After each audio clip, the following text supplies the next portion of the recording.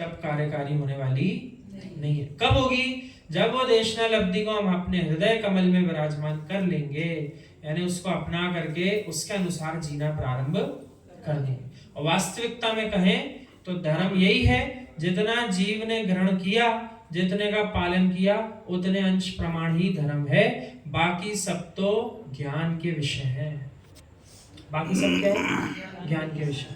जैसे जानने में आप बाजार जाओ तो सब आ रहा है, यहाँ पर इस प्रकार के वस्त्र बिक रहे हैं, यहाँ पे बर्तन बिक रहे हैं, यहाँ पे इस चीज की दुकान है, इसकी दुकान है। सो आपने सब खरीद लिया क्या? नहीं खरीदा ना। सबका उपभोग कर लिया क्या? भोग तो नहीं किया ना। मात्र दृष्टिगोचर हुआ, सो ज्ञान के विषय बना ना।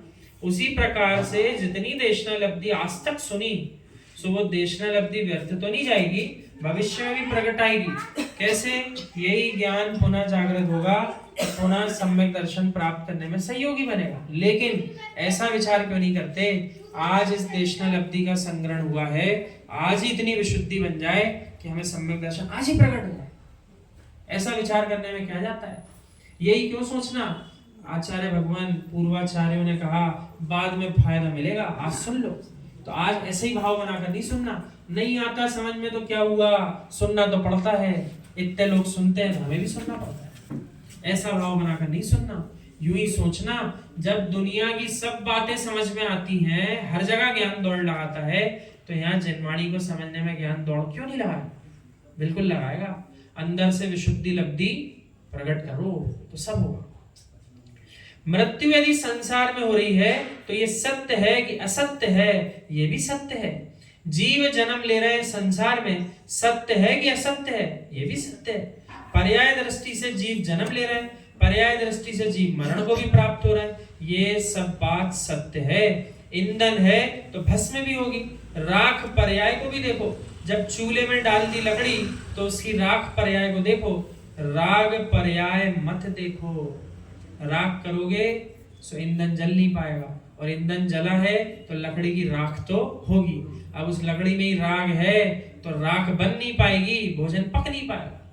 इसलिए कह रहा है राग दृष्टि छोड़ो, तभी कार्य की पूर्णता को प्राप्त कर पाओगे। चूल्हे में लकड़ी डाली दी है तो राग पर्याय को देखो। राग करोगे तो जलने के बाद रोना आएगा, और ज्ञानी राख पर्याय को देखोगे तो आपको बोध हो जाएगा, लकड़ी चूल्हे में डाली थी तो उसका राख तो होना ही था, राग तो होना ही था। यानी स्वरूप को जान लो तो उसके परिणमन को देख करके भी दुख महसूस नहीं होगा। और यदि अपन राग ही करते रहे तो उसके परिणमन के काल में बहुत दुख होता है। इसका अर्थ क्या है? जो जितना अधिक रुदन कर रहा है किसी के विलाप होने पे, किसी भी इष्ट के जाने पर जो जितना अधिक रुदन करता दिख रहा है, उसका राग उतना ही प्रगाढ़ था, इसलिए उतना अधिक रोते दिख रहा है।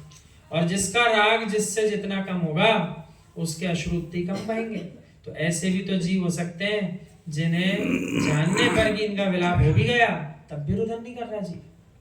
बहुत सारे आसपास के नगर के जीव जब जाते हैं तब आप कितना रोते हो? कितना रोते हो? एक आंसू नहीं आता झूठा। और कोई गृहस्थी से ही चला जाए जिसके प्रति बहुत राग था, फिर बताइए कितने आंसू निकलते हैं? तो उसकी कोई सीमा नहीं है।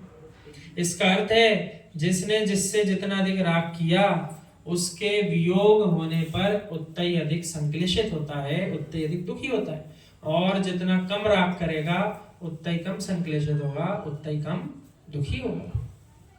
हे ज्ञानियों, भोगों के चूल्हों में तुमने अपनी पर्याय डाल दी है तो पुण्य की राग तो होना ही थी। अब राग क्यों कर रहे हो? हे मित्र, यदि सासू के द्वारे पर घोड़े पर बैठकर पहुंच गए और मुख में पान की लाली टपक नहीं लगी है, मित्र अब भविष्य में रोने की बात मत करना। यानी रोना तो फिर उसके बाद आएगा, लेकिन अब रो रो करके किसी को मत बताओ कि देखो क्या हो रहा हमारे साथ। गए तो स्वयं थे आचार्य श्री कह रहा, हे मित्र, ब्रह्म का नाश तो नियत है। जब ब्रह्म का नाश नियत हो चुका है तो संतान की किलकिल भी सुनना नियत है। जब बेटों ने जन्म ले ही लिया है, उसके रोने से तुमको रोना क्यों आ रहा है? ये तो सत्य है कि संतान ने जन्म ले ही लिया है।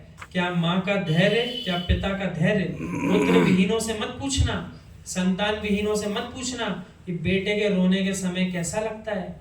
जिसने संतान को जन्म नहीं दिया वे क्या जाने संतान का सुख कैसा। कुछ छोटे छोटे बच्चे घंटों घंटों तक चुप नहीं रहते, रोते ही रहते हैं। 2 मिनट में मित्र क्या बोलते हो, भैया सभा के बाहर ले जाओ, हल्ला बहुत हो रहा है। कैसे बोलते हैं उनको, फिर कोई रो रहा हो बालक तो ले जाओ इनको, इनका रोना देखते नहीं बन रहा, प्रवचन नहीं सुन पा रहा हूं, बाहर ले जाओ 1 मिनट के अंदर। उस बालक के रोने को देखकर तुम बाहर करने लगे, ओहो उस माता पिता के धैर्य को तो देखो जो घंटों घंटों उसके रोने को कानों से सुनता है। सो आप यहाँ से तो उसको बाहर कर दोगे और माता पिता से पूछो, उन्हीं का बालक या बालिका रो रहा है, सो उनसे कोई कहे घर के बाहर कर दो, कर देंगे क्या? कोई नहीं करेगा, क्योंकि जिसने जन्म दिया उसको तो उसके प्रति बहुत अधिक राग है, ममत्व है, सो वो नहीं करेगा। लेकिन जिसको उसके प्रति राग ममत्व नहीं है, वो क्या कह रहा, भैया 1 मिनट के अंदर इसको बाहर ले आओ, प्रवचन नहीं सुन पा रहे, ऐसा कह रहा है।